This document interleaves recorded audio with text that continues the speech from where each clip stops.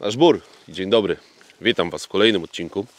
Dzisiaj jesteśmy nie bez kozery, w terenie takim specjalnie wybrałem to miejsce, dlatego że dzisiaj Wam chcę trochę poopowiadać na temat gospodarki łowieckiej. Takich odcinków będzie dużo.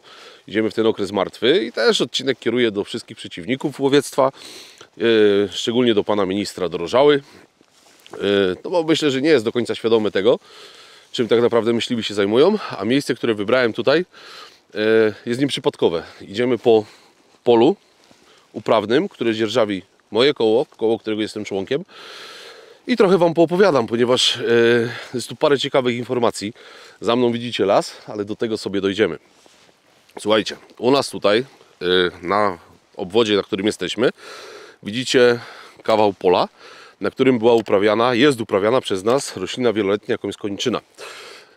Dlaczego koniczyna i dlaczego akurat tutaj i dlaczego ten kawałek pola? To nie jest jakiś mały kawałek pola, bo tu jest około 14 hektarów. My go dzierżawimy, czyli ponosimy z tego tytułu koszty. To nie jest w żaden sposób dla nas pole nastawione na jakikolwiek zysk. Ono ma działać przeciw szkodom i my chcemy żyć z rolnikami w zgodzie. I zaraz tutaj pokażemy Wam, jak to wygląda, ponieważ to pole jest pierwsze od lasu, a dalej są już pola uprawne, na których rolnicy uprawiają pszenicę, owiec, grykę, jęczmień, praktycznie wszystko. No i dlaczego my to pole uprawiamy? Ale zanim Wam powiem, dlaczego my je uprawiamy, to powiem Wam jeszcze, od kogo to pole jest. Bo to pole jest od wybitnego sportowca. Pozdrawiam, mieszka tutaj w tej wiosce. Oprócz tego, że jest sportowcem, żużlowcem, już na emeryturze, jest teraz trenerem Betardu wrocławskiego, więc dalej ciągnie sobie karierę sportową jako trener.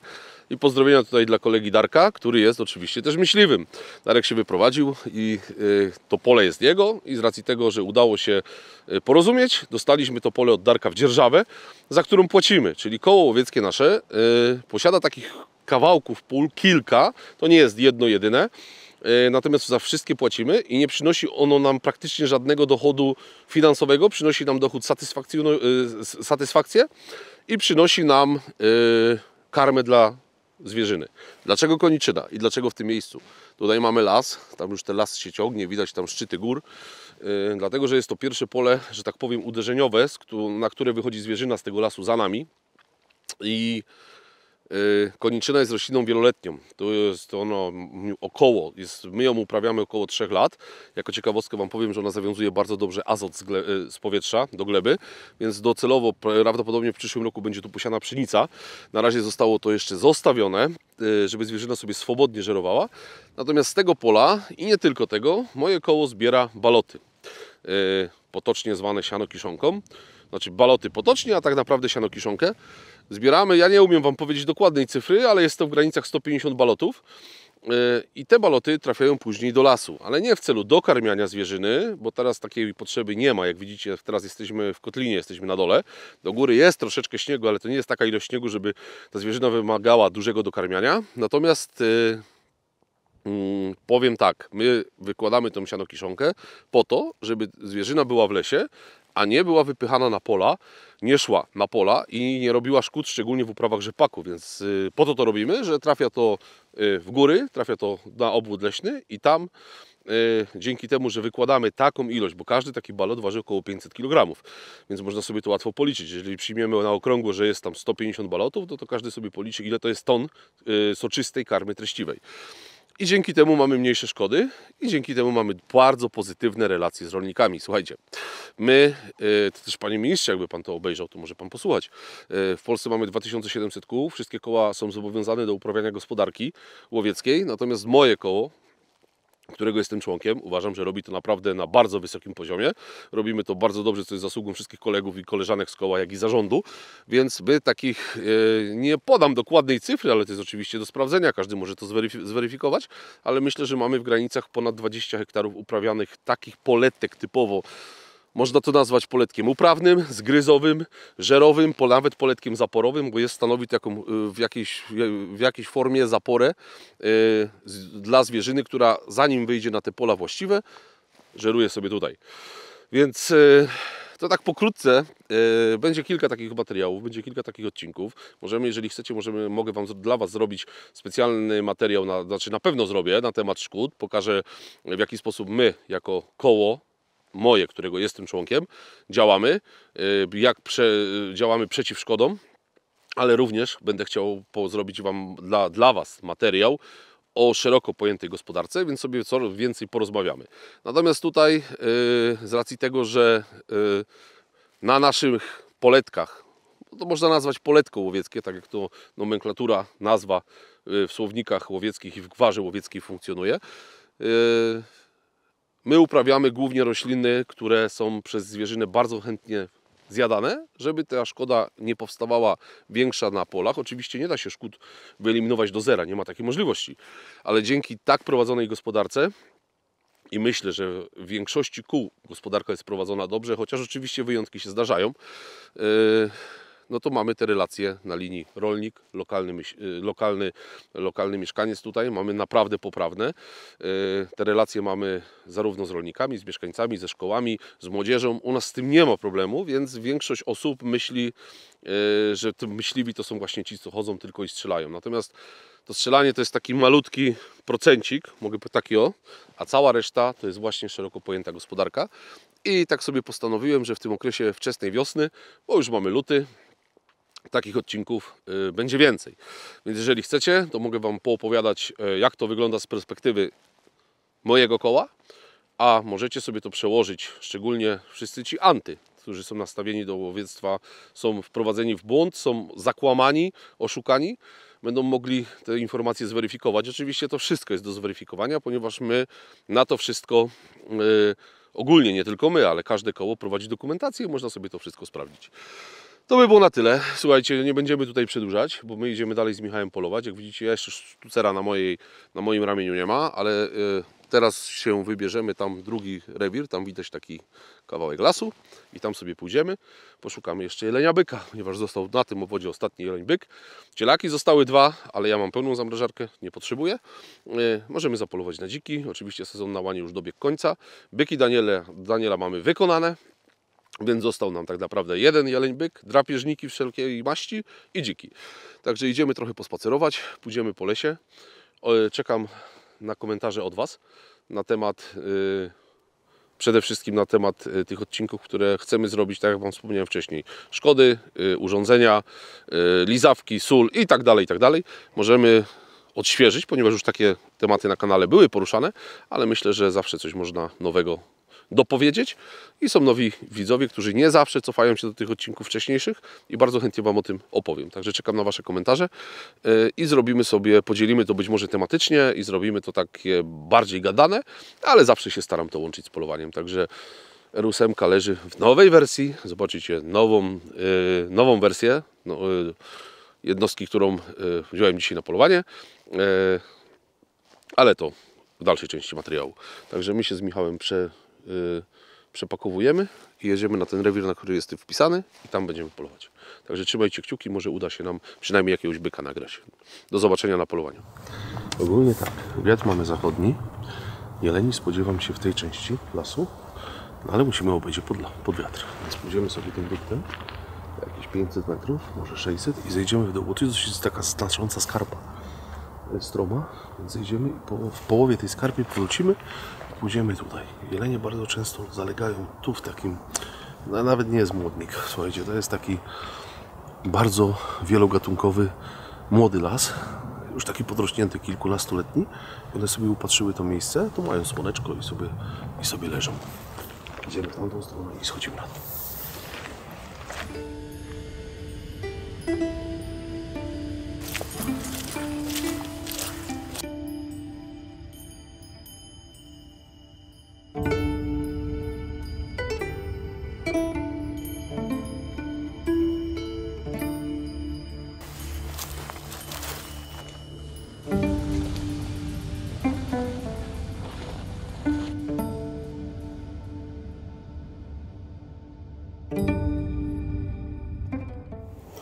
Słuchajcie, jako ciekawostkę wam pokażę, ponieważ zeszliśmy na dół. Znajdujemy się przy uprawie jodły i dziki lubią w jodłach leżeć. Wszystkie uprawy są ogrodzone i też pan ogląda, panie ministrze, dowie pan czemu są ogrodzone? Żeby zwierzyna tego nie zjadła. No ale dziki tak sobie znalazły sposób, żeby się do tej uprawy jodłowej dostać. Zobaczcie, jak sobie podbuchtowały żerć poziomą i tutaj ewidentnie wchodzą na dzienny odpoczynek.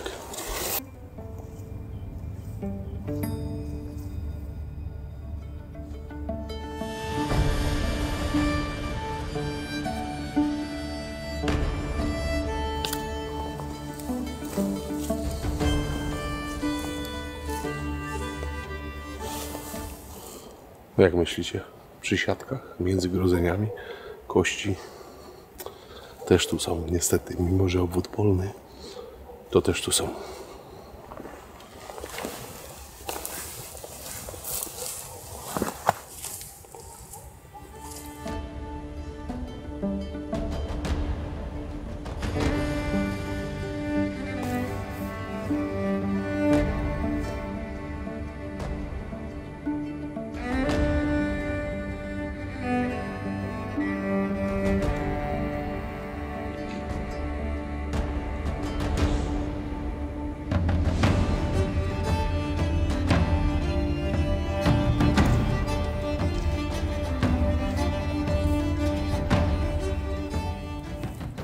Słuchajcie, wszystkie znaki na ziemi, niebie i ziemi wskazują, że jesteśmy w dobrym miejscu.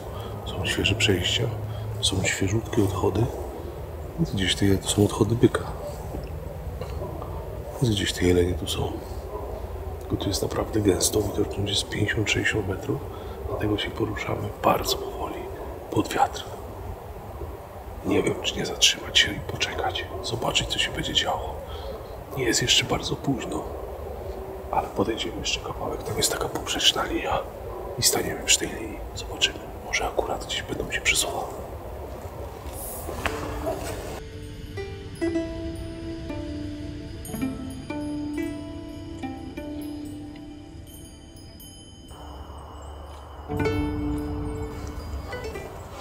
Nie ma ich tutaj. Jakby były, to gdzieś tutaj by leżały. Przeszliśmy kawałek, postoimy chwilę. Ale wydaje mi się, że ich tu nie ma. Pewnie bury się zakręciły i gdzieś pogoniły je stąd. Naprawdę. Zawsze, jeżeli leżały, to leżały tutaj. Na tym skarpie. A nie ma tutaj nawet pół jelenia, a nawet sarny nie było, jak myśli. To jest naprawdę dziwne. No nic, poczekamy chwilę.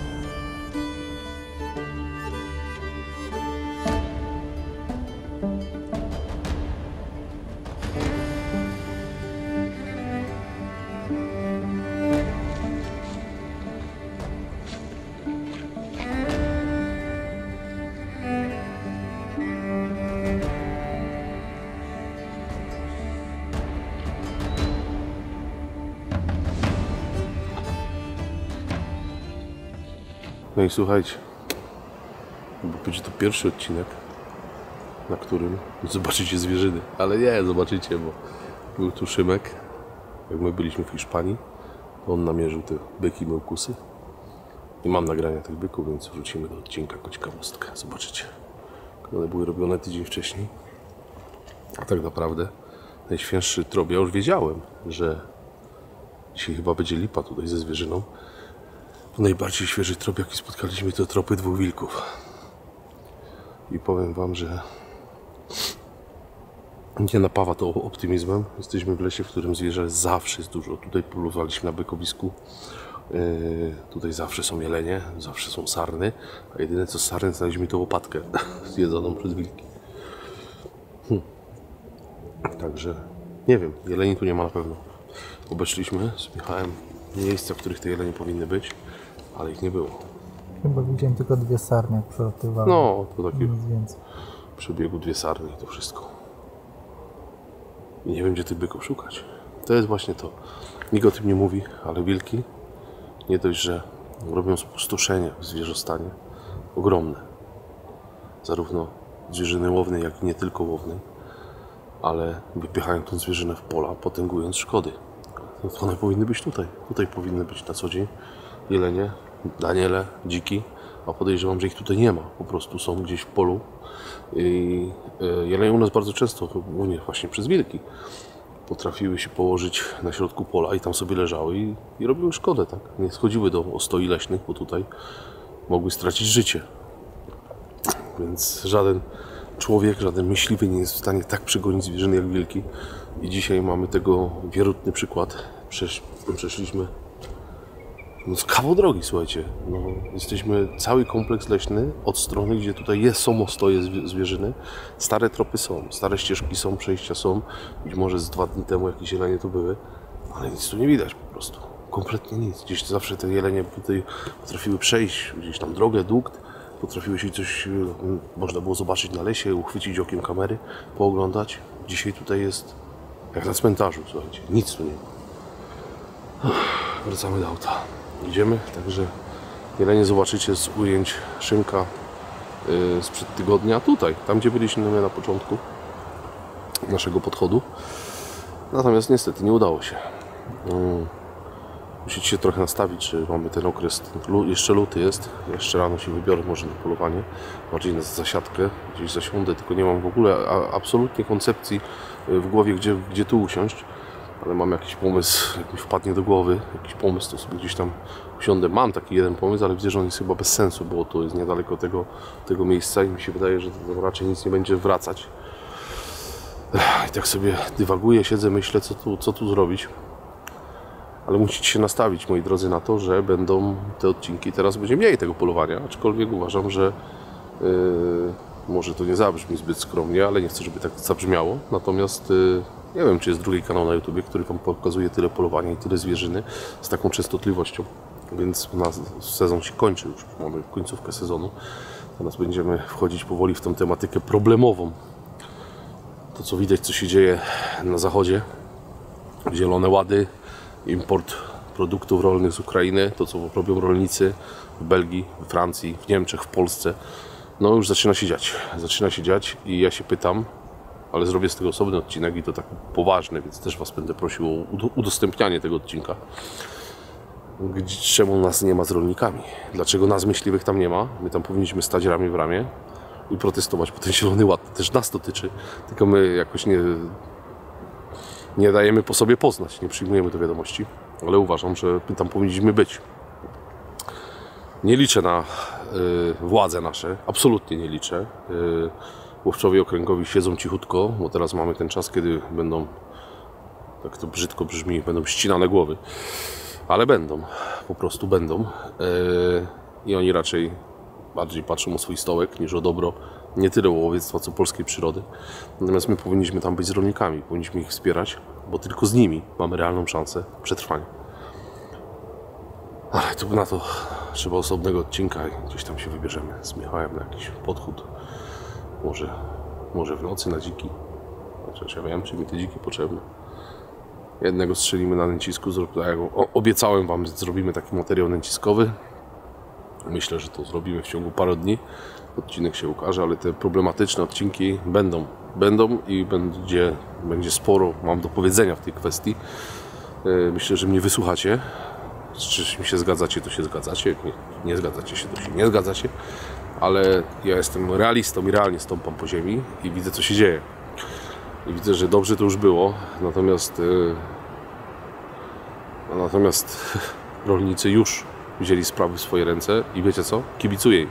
Ja wiem, że oni wygrają, bo jeżeli już niemieccy rolnicy przyjeżdżają na wsparcie polskich, Polscy jeżdżą na wsparcie niemieckich, no to cała Bruksela się już zaczęła bać. I to ma się czego bać, naprawdę ma się czego bać. Natomiast my, rolnicy, leśnicy, wędkarze jedziemy na w tym samym wagonie, w tym samym przedziale, powinniśmy stanąć razem. Tylko ja się pytam, dlaczego nas tam nie ma. Dobra, idziemy w stronę auta. Smutno, zwierza nie było, także ja Wam mówię daszbur. Widzimy się w kolejnym odcinku i czekam na Wasze komentarze. Do zobaczenia w kolejnym odcinku Sudeckim. Daszbur.